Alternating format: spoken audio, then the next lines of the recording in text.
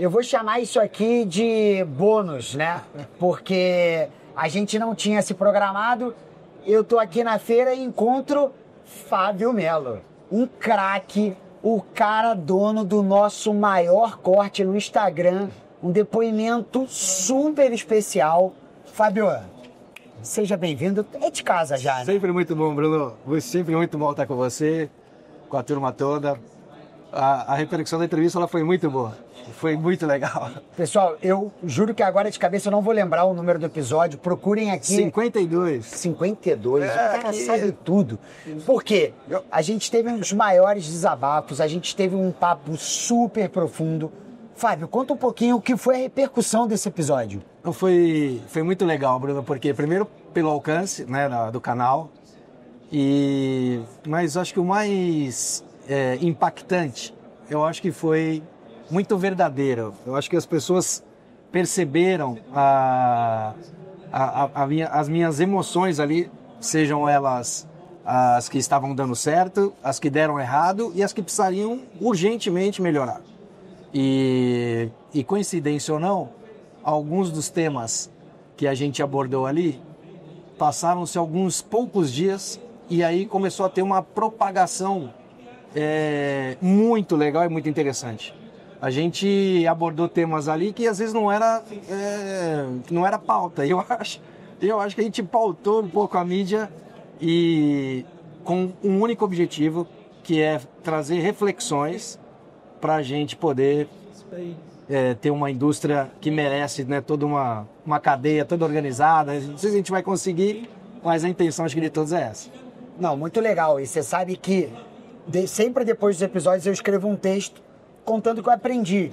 E esse foi o melhor texto que eu acho que eu escrevi, que é o poder da verdade. Foi espetacular no seu texto, foi muito legal. E é legal porque eu quase que estou levando aí como um mantra, quase não, eu estou levando como um mantra de vida, senhor Fábio Melo. Boa, muito bom. Bom, mas deixando um pouquinho o que a gente já falou, vamos falar agora de coisa nova. Estamos aqui no Confute. Fábio, primeiro, qual a importância da gente ter um evento que trata nacionalmente sobre a indústria do futebol? É óbvio que a gente tem aqui os envolvidos, agentes, presidentes de clube, diretores, mas também aqui muitas coisas sobre a indústria do esporte, gramado, software, marketing, palestras, né? Como que você vê um evento desse e a sua importância para o futebol? Bruno, eu acho fundamental. Eu vou lá atrás, quando eu parei de jogar, em 2006, naquela época a gente tinha poucas oportunidades como essa. Mas o professor Parreira liderava um evento que chamava Futecom. Em alguns anos foi feito no Copacabana Palace e tudo, e a gente perdeu esse evento. E há alguns anos, né, a Confute vem trazendo e vem se consolidando. É de uma importância você ter a oportunidade de ouvir diversos profissionais de diversas esferas, de diversas atuações, porque é o olhar do todo, que é o que eu venho estimulando todo mundo, que eu venho estimulando a poder não só você olhar para a sua dor, para a sua cadeira. Perfeito. Então, se você puder ouvir um gestor, puder ouvir um advogado, puder ouvir o cara da grama sintética, que ele deve ter os argumentos dele que, poxa, dá para fazer, né? Não sou a favor ou contra, mas é realmente um olhar para o todo, para o desenvolvimento e para uma indústria mais consolidada e mais oportunidades. Não, muito bacana. E assim, já pegando esse gancho, eu quero falar um pouquinho dessa construção do nosso querido torcedor de balanço, que eu sempre brinco aqui, né, Fábio? A gente tem conversado bastante depois do episódio. Eu brinco que o Fábio foi um amigo que eu fiz realmente na indústria. E eu queria que você contasse um pouquinho pra gente o projeto da FMS Educação, com todo o curso que vocês têm. Conta um pouquinho, porque eu acho que é muito válido também para que a gente tenha esse olhar um pouco mais profundo para a indústria do esporte, certo? Bruno, a convicção de que o futebol é uma paixão nacional e que muitas pessoas têm um sonho ou idealizam um dia poder fazer uma transição de carreira ou iniciar uma carreira no futebol, mas não deixa de ser um mercado extremamente fechado, né?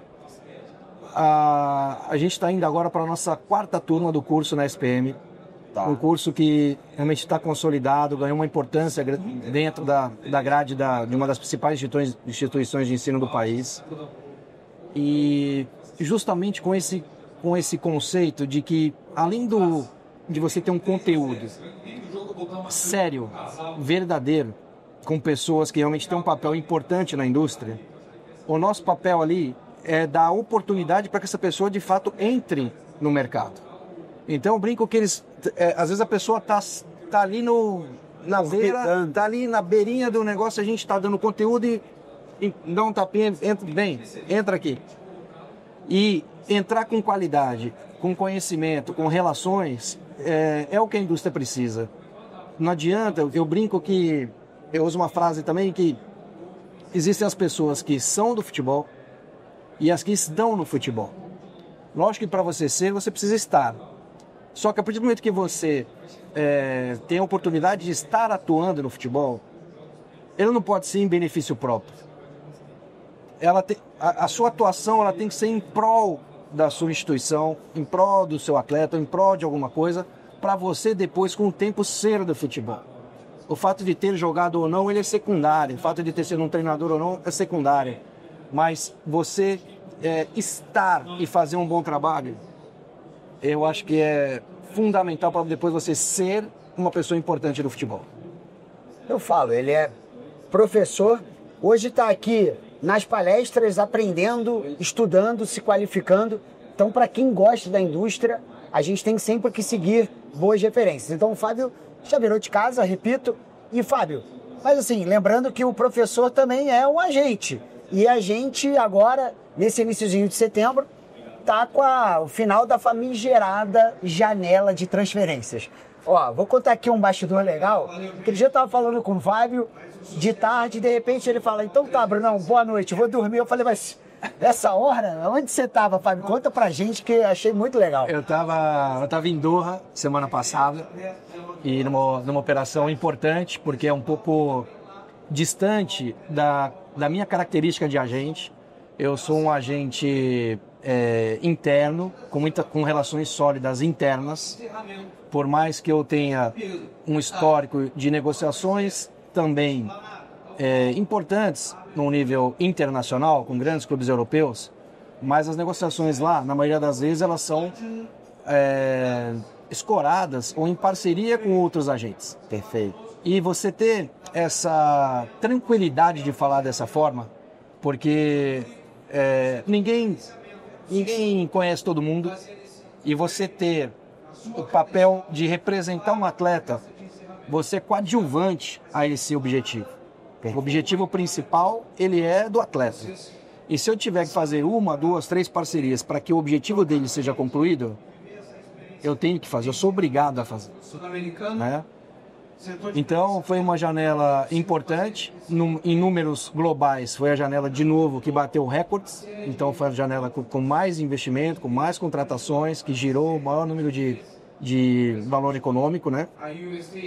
E eu acho que a expectativa, se continuar com esse mega investimento que tem no futebol, eu acho que todas as janelas serão recordes. Essa é a minha visão. E falando um pouco do início falando da introdução da sua pergunta e da sua consideração,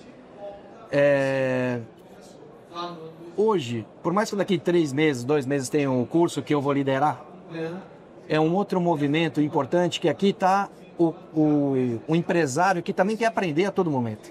Perfeito. Você ter a oportunidade de ouvir pessoas que têm também trajetórias e você absorver esse conteúdo para colocar em prática, quem sabe daqui 2 meses já, ou na semana seguinte, ou numa negociação. Eu acabei de ver o Biasotto.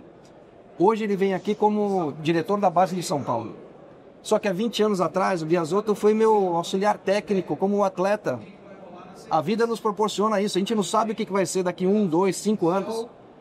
O que a gente tem que ter é a certeza. O que se consolida, o que se perpetua são as relações. Se você não for sério, se não tivesse sido um ex-atleta, independente se eu perdi um pênalti na final ou se eu fui campeão e artilheiro, mas eu fui um bom atleta que me permite dar um abraço no Beazzotto como um amigo, 20 anos depois. E é nisso que eu acredito. A consolidação das relações, ela é fundamental para você perpetuar a sua atividade. Pô, perfeito. Como sempre, ele fala com um brilhozinho no olhar que eu sou um fã.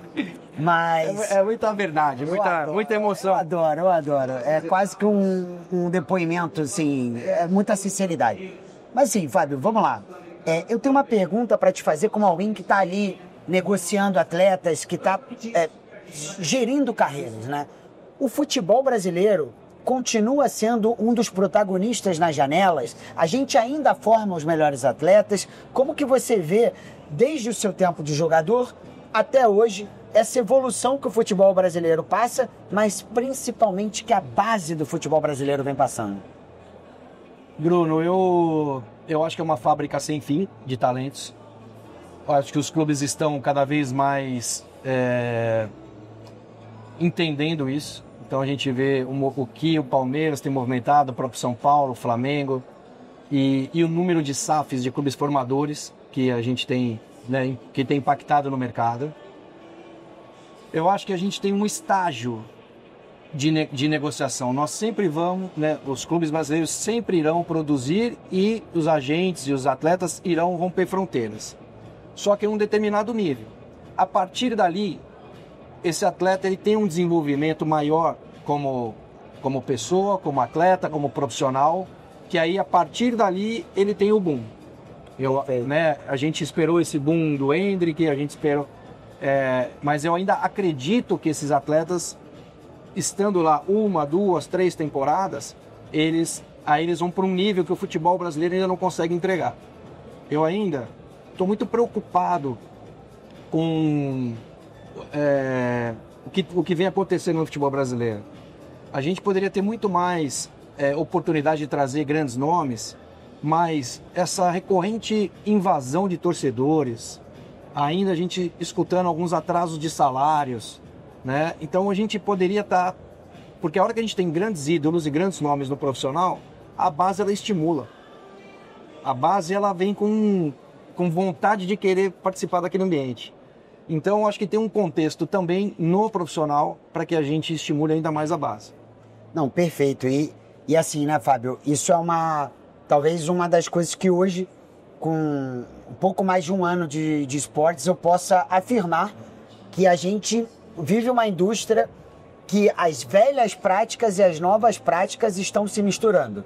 Então, como todo encontro, como toda fricção, né, a gente tem ali a armadilha de Tucídides, né? Então, quando uma força está ascendendo e a outra descendendo, é normal um embate, um choque de gerações, e você me parece ser uma pessoa que está identificando esse movimento de mudança na indústria, certo? Total, que é o que eu estou fazendo comigo, com a minha trajetória. Eu também estou me reinventando. Eu acabei de me inscrever num curso, também no INSPE, lá, formação de conselheiros, que é para eu ter conteúdo e trocas além do que eu faço há 40 anos, porque eu estou no futebol desde os meus 10 anos de idade. E eu vou fazer 50 esse ano. Então eu preciso entender que o futebol está em transformação, é fato. Quando isso vai se consolidar, ninguém sabe. O que é uma certeza, na minha opinião, é que surgirão novas oportunidades, novos cargos, e faltarão pessoas qualificadas para exercê-los. Vão ter que buscar profissionais em outras áreas. Se eu sou dessa área e eu me qualificar e me preparar para essas oportunidades, eu acho que eu aumento a minha sorte de ser escolhido, né? Então eu estou muito atento a essa transformação, tenho investido muito em mim e eu espero que daqui a alguns anos as minhas decisões de hoje eu realmente colha lá na frente. Com certeza colherá. Bom, foi um shortzinho aqui, mas como você é um fã do Fábio, que eu tenho certeza, como todo mundo gostou do episódio, vou dar um spoiler aqui. O Fábio já tem data marcada para voltar lá no nosso programa, em outubro. Fora isso, a gente está tratando alguns projetos paralelos, tem muita coisa boa vindo por aí. Fábio, que basicamente é o cara que pensa em cada case, em cada situação, muito preocupado com você que quer aprender cada vez mais de finanças no esporte. Então, pessoal, eu vou terminar aqui a nossa cobertura desse grande evento. Vou agradecer ao Pedrão.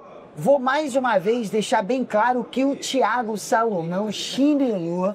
Tô brincando, o homem tá lá no Market Makers. A gente tá numa fase muito boa com os dois programas. Então, não deixe de dar o seu like. Por favor, segue a gente. A gente tá crescendo muito em comentário e visualizações e tem que crescer também no número de inscritos. E, mais uma vez, espero que vocês tenham gostado desse episódio um pouco diferente. Temos muito mais coisas vindo por aí. Fábio, Bruno, obrigado, meu craque. Sempre um prazer. Eu sou fã. E para ser justo então com o Thiago, ontem o que eu tô assistindo é do Market Makers, a entrevista com o Piponzi, que ele é pai dos meus amigos e da Droga Raia.